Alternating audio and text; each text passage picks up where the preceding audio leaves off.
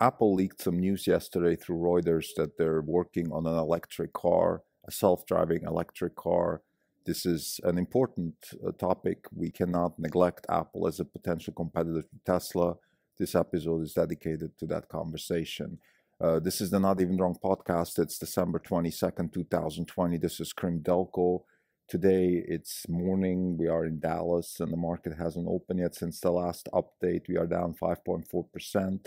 The market's down 40 basis points. For the year, we're up 398%. The market's up 13.75%. Yesterday's move in Tesla cost us about 26%, but we made about 21% back on the CRISPR index, which had a phenomenal day yesterday. There's no specific news about the CRISPR side. For us, it looked a little bit like there could be a bid in the air, particularly on Editas. The stock at some point was up 50% during the day. Now, yes, these are stocks that can move 10, 20% even without news because they're pretty illiquid, and unfortunately there seems to be some insider trading happening.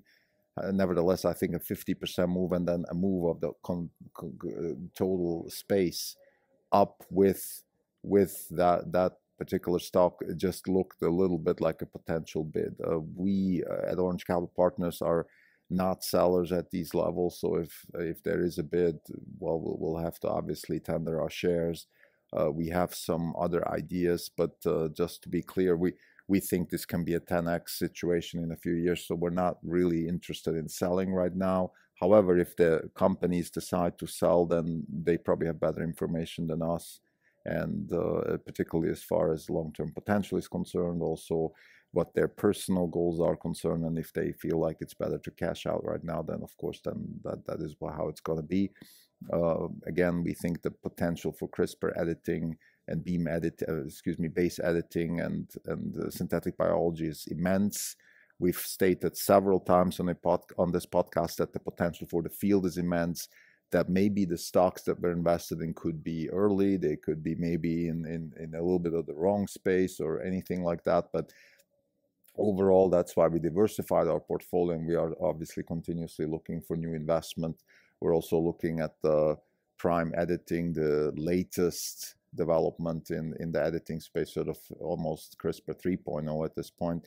But nevertheless, to finalize this news update from yesterday, we had a large move in the CRISPR stocks, and not necessarily news related, and that could be a potential bid coming that we would obviously have to honor.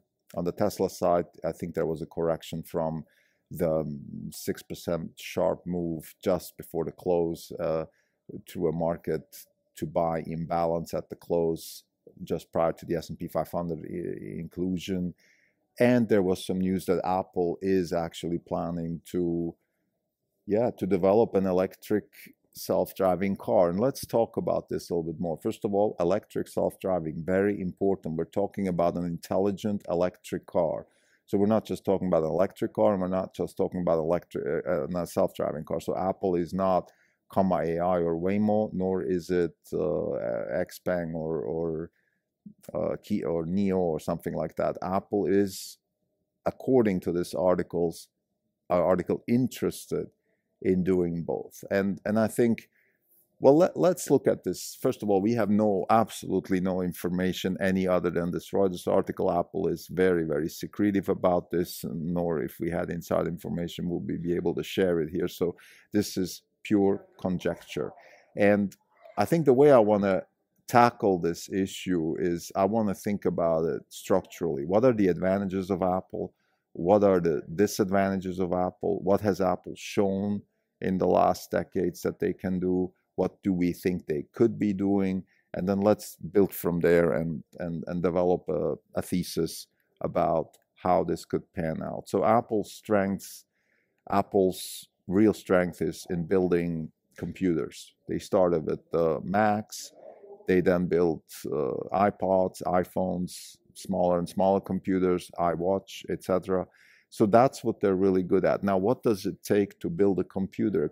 It's a question of chip design, motherboard design, operating system, machine design, I think Apple has excelled in all these aspects, and I wouldn't take anything away from Apple.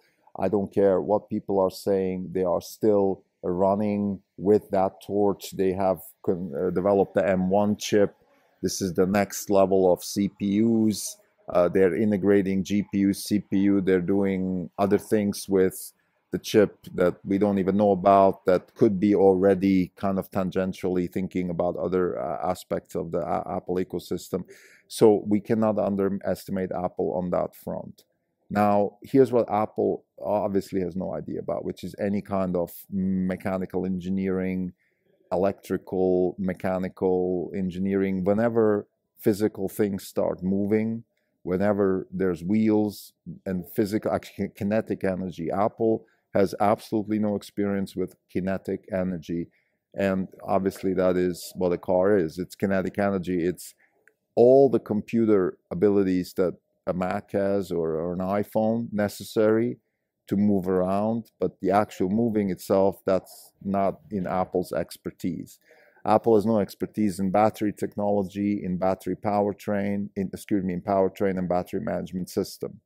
Now, we've spoken about the competitive advantages of Tesla, and we've reduced the competitive advantage of Tesla to three things, which is battery management system, and powertrain. So that is really the competitive advantage of Tesla. The AI is becoming more and more, it's growing into part of the competitive advantage system. And we've also established that the fundamental advantage of Tesla is to go after three things: convenience, lower price, and cash flow. So in the end, the competition in the luxury intelligent electric car space will be about convenience, lower price, and cash flow. This is where the rubber meets the road, and it remains to be seen if Apple can develop that kind of expertise. Apple has not had a great history in lowering price. In fact, they're increasing price. So the culture of the company is almost the opposite what it should be, like in the Silicon Valley company. And that's a whole other episode, but I just want to summarize it that ever since Warren Buffett has become the largest shareholder of Apple, Apple is turning into a Coca-Cola type company where they keep packaging the same thing and just raising the price on us. They've done this recently with taking out the headset and the charger out of the phone, and even disguising it as saving the planet and stuff, which is ridiculous. So really, I mean, this is Apple's strategy, and I don't want to discuss this too much. This is not an Apple podcast, but I just want to say that the culture of increasing convenience and lowering price, to me, is not exactly visible in Apple's behavior. And I think the luxury intelligent electric car race will be won Tesla's way and not anybody other's way. And Tesla's way is convenience, lower price, and cash flow. Cash flow, of course, works for Apple, so that is not even a question. But convenience and lower price, that is the matrix, or that's the axis along the lines of which Apple will have to fight. And it remains to be seen. I think there are a lot. Another thing that I mentioned in the beginning, I want to discuss a little bit about what Apple actually has shown. And I think Apple has shown, again, tremendous ability to make devices that people love. And that's why the market takes them seriously. They think, well, they can make an electric car. Why not? They know how to make devices that people love. That's obviously possible. I think the problem I see is that some of the key technology that I think is necessary to build an electric car, an intelligent electric car, such as AI, Apple has absolutely not shown any proficiency on the AI front. Look at Siri, not very good.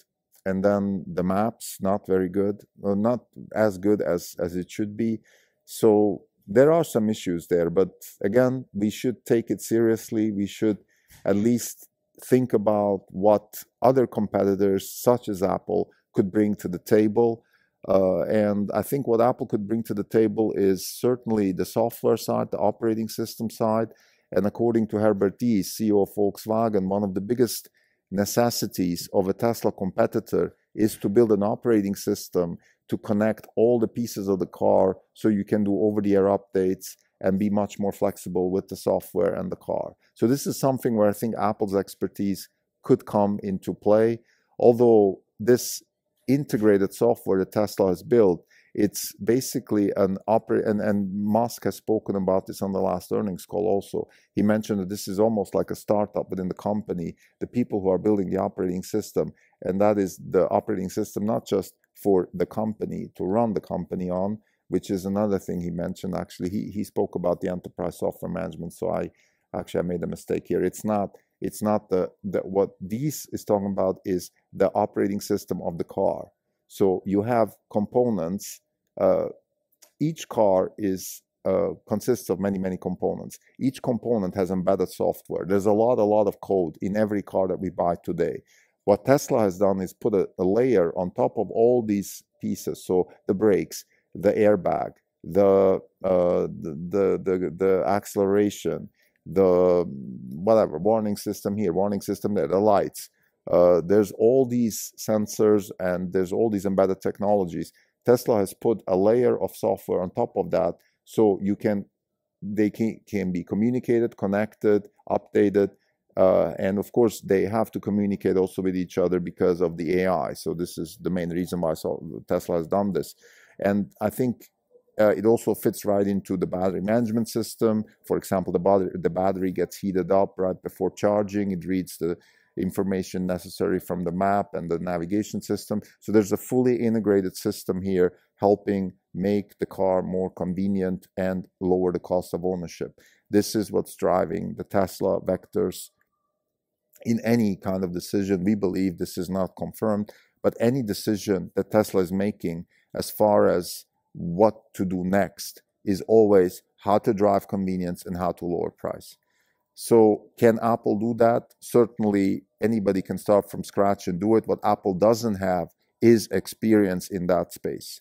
Apple does not have enough experience to be considered a serious entrant into the space right now. This could change, but right now they don't have that kind of pedigree. So I would say finally, there is this talk, well, they could cooperate with this company or that company, Volkswagen, Magna, somebody like Foxconn, a Chinese manufacturer. I mean, there's opportunities to cooperate on almost any front, and I don't have any particular insight here into what Apple actually could be doing, but I think that in general, I would say cooperation in a disruptive technology, in a technology that is coming with a new concept and new engineering practices at a problem. So when we have a space like this, cooperation just doesn't seem the right way to go. And we've seen the OEMs, we've seen the Volkswagens and the Audis and the BMWs of this world struggle with that. NIO and XPeng and these guys seem to be doing fine, but look, I don't know what's going on there. I haven't seen a car, driven a car, heard these cars are not being scrutinized the way Tesla's being scrutinized. So I would take all these supposed Chinese successes with a grain of salt. What I want to say is that integration is very difficult when a new concept and a new engineering practice is being built. I mean, this is just by definition. How can you integrate something when nobody really knows where the technology is going? It's hard enough to do it yourself. Now imagine you have to do it with others.